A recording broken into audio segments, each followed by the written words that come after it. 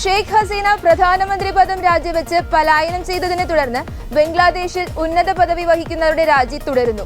Bangladesh bank ഗവർണർക്ക് പിന്നാലെ 2 deputy ഗവർണർമാരും ഫിനാൻഷ്യൽ ഇന്റലിജൻസ് യൂണിറ്റ് തലവനും രാജിവെച്ചു. ഇടക്കാല സർക്കാർ ആവശ്യപ്പെട്ടതിനെ തുടർന്നാണ് രാജി.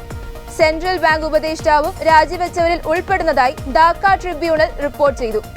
വെള്ളിയാഴ്ചയാണ് ബംഗ്ലാദേശ് ബാങ്ക് ഗവർണർ അബ്ദുൾ റൌഫ് താലൂക്ദാർ രാജിവെച്ചത്. വ്യക്തിപരമായ കാരണങ്ങളാലാണ് രാജിയെന്നാണ് അദ്ദേഹം അറിയിച്ചിരുന്നത്.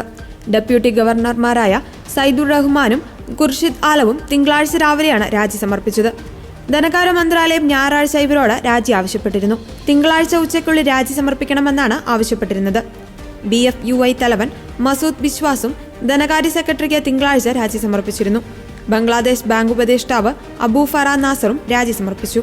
സെൻട്രൽ ബാങ്ക് ഗവർണറും 4 ഡെപ്യൂട്ടി ഗവർണർമാരും BFUI തലവനും രാജിവെക്കണമെന്ന് നേരത്തെ പ്രക്ഷോഭകർ ആവശ്യപ്പെട്ടിരുന്നു.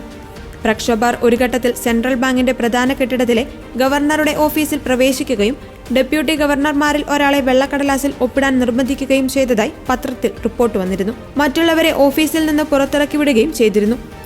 ഇവർ പിന്നീട് ഓഫീസിലേക്ക് എത്തിയിട്ടില്ല. തിങ്കളാഴ്ച ഇവർ ഔദ്യോഗികമായി തങ്ങളുടെ രാജിക്കത്ത് സർക്കാരിന് കൈമാറി.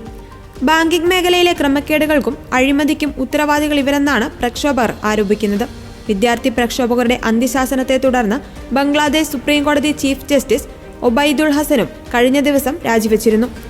പ്രക്ഷോഭത്തെ തുടർന്ന് ഈ മാസം 5-നാണ് ഷെയ്ഖ് ഹസീന പ്രധാനമന്ത്രി പദം രാജിവെച്ച് ഇന്ത്യയിലേക്ക് പലായനം ചെയ്തത്. കഴിഞ്ഞ വ്യാഴാഴ്ച നോബൽ ജേതാവും സാമ്പത്തിക വിദഗ്ധനുമായ പ്രൊഫസർ മുഹമ്മദ് യൂനൂസിന്റെ നേതൃത്വത്തിലുള്ള ഇടക്കാല സർക്കാർ അധികാരമേറ്റിരുന്നു. യൂനൂസിനെ സഹായിക്കുവാൻ 16 അംഗ ഉപദേശക സമിതിയെയും പ്രഖ്യാപിച്ചിട്ടുണ്ട്.